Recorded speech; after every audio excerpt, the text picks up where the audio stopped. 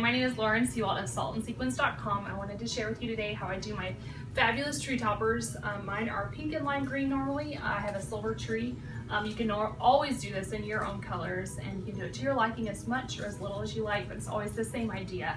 A couple of things, I show you the floral picks that I get. This is some up close. I normally buy 3 to 5 of each one. The fuller ones 3, the smaller cheaper ones I normally do 5. And the most important thing to me, and to get the look that I have versus maybe the look that other people have, is I don't start the tree topper up here.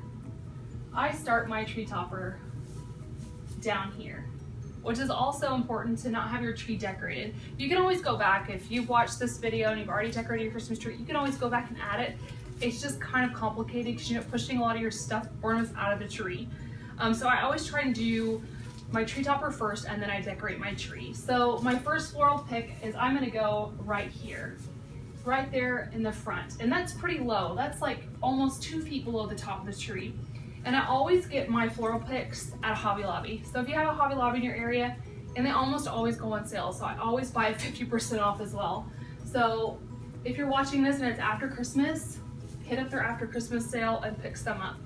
And then one of the things that I always do on my Christmas tree is I do a waterfall.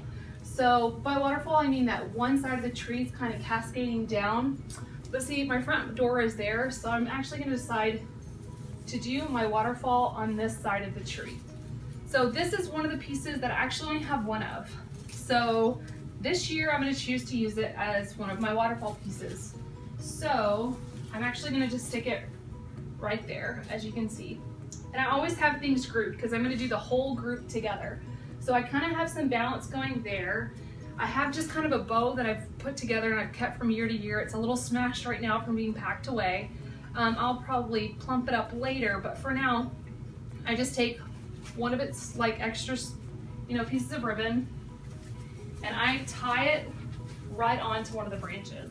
So I kind of open up a spot of the tree like so, and then grab a branch and tie the ribbon on, if I can get it on. So, and I kind of push it in, because I kind of want it inside the tree. And like I said, you can plump it up later. It has some things hanging down. Then I start with my next 3 pieces. So these again are some on the bigger side, because you'll see I have some smaller ones like so. So they're a little bit smaller, a little bit more compact. I'll wait towards the end to do these. You also kind of want to create depth, so you want to add stuff to the back as well. So I'm always trying to create balance in what I'm doing. See, I'm pushing stuff out already. So there, and then my next one is gonna go over here. So everything I put in, I'm always trying to create balance from the very beginning, because if you get out of balance, it's always hard to get back and achieve it. Okay, 3 more again. So I'm gonna put this one directly kind of like in the center. I'm working pretty low.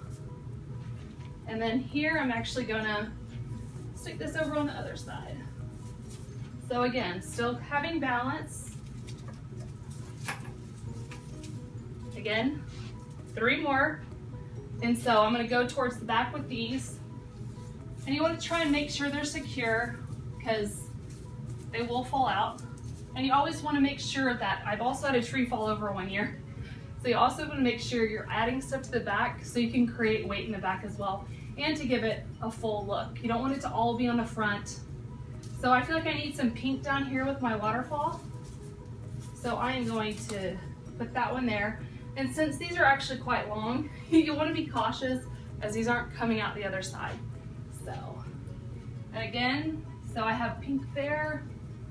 I'm gonna add some here.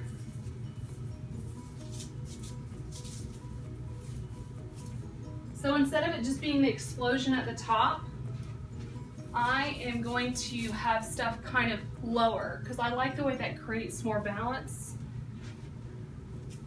Another thing I have is a lot of peacock feathers. These were like 50 cents one time at Hobby Lobby, so I actually have quite a lot of these. But this is just a way to get a lot of fullness for really cheap. And these actually had clips on the end. So I don't even know what these were for, but I made them to be for my tree. So I'm gonna make this kind of an aspect of my waterfall. So, since I have a lot of them, I'm just gonna work these down the tree.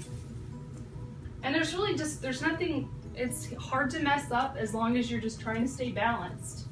Because like, as you can see, I'm just literally throwing things into the tree.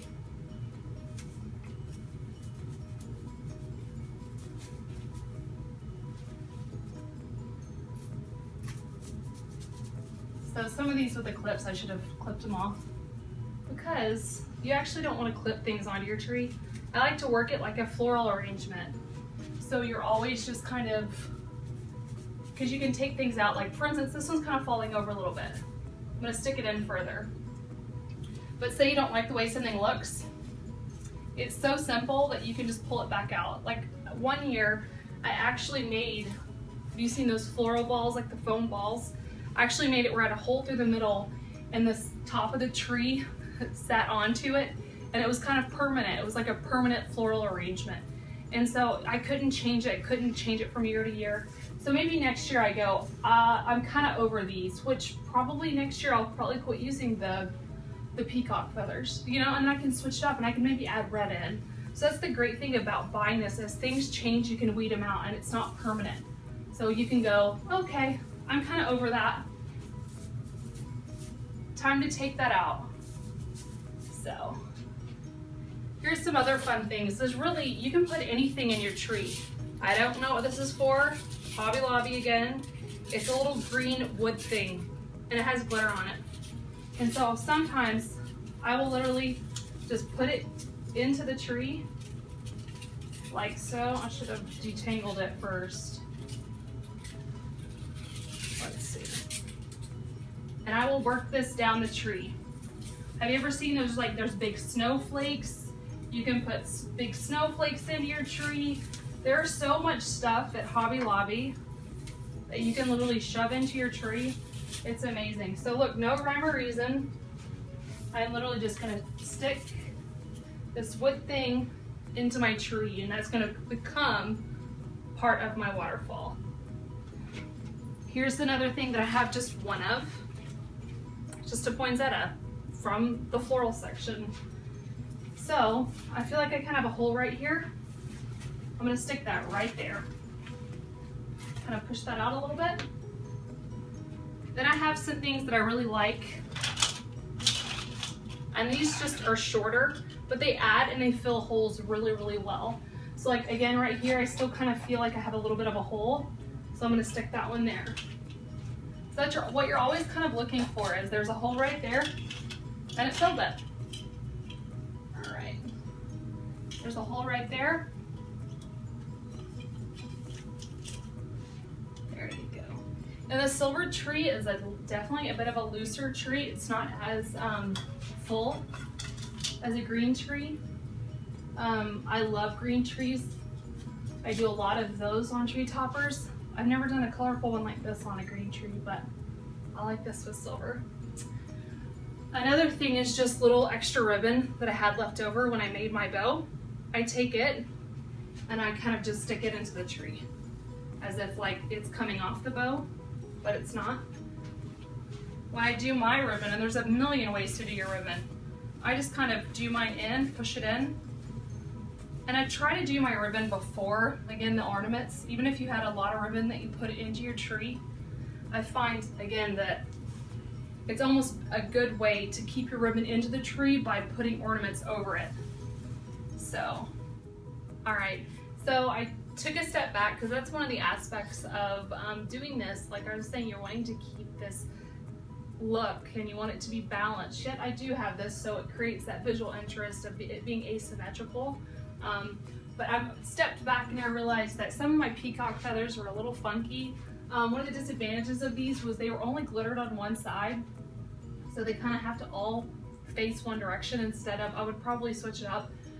So I had to move one back to the back to create a little bit better balance. And so these were on longer floral picks.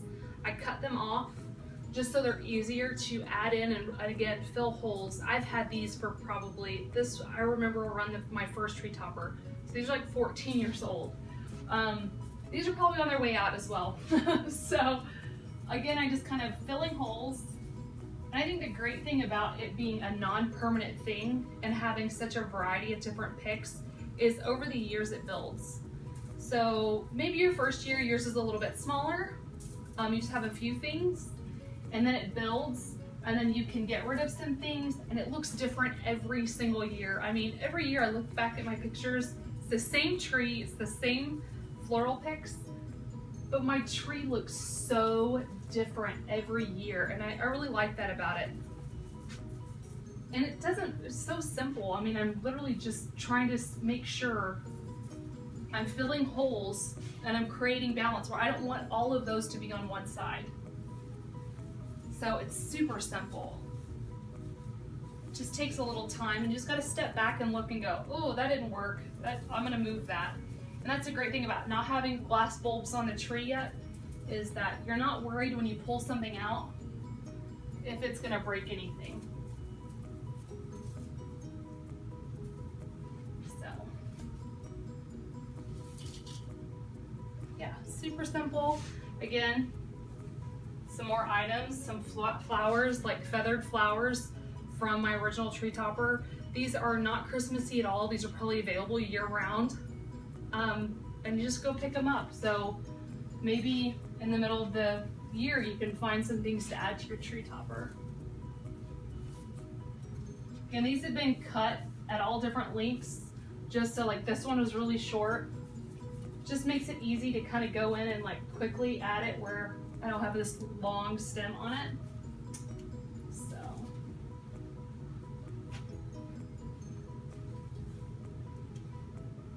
And one last one. And then of course, ribbon. I don't have a lot of ribbon because I feel like I have a lot going on in my tree anyways. But ribbon doesn't have to be complicated. Like literally you could stuff this in your tree and like, it doesn't matter. It doesn't have to be, perfect. And then you can kind of shove things in and then you kind of have some visual interest, so don't take it too seriously. Like, just have fun with it. And then I'm gonna add bulbs and I'll show you the finished product when we get back. All right, so here is the finished product with the bulbs on it. I have quite a few, and yes, mine do match. We do have some special ones in there, but for the most part, I even try to buy special ones that match my color scheme. One of my mom's tree is our childhood tree with ornaments from all over, and we do a red and white tree topper on it. It's so cute. So I'll post some pictures of those, and if you check out saltandsequence.com, you can also see a lot of the tree toppers I've done over the years. Anyways, thanks for watching. If you have any questions, please message underneath the video, or you can always contact me through the blog. Have a great day.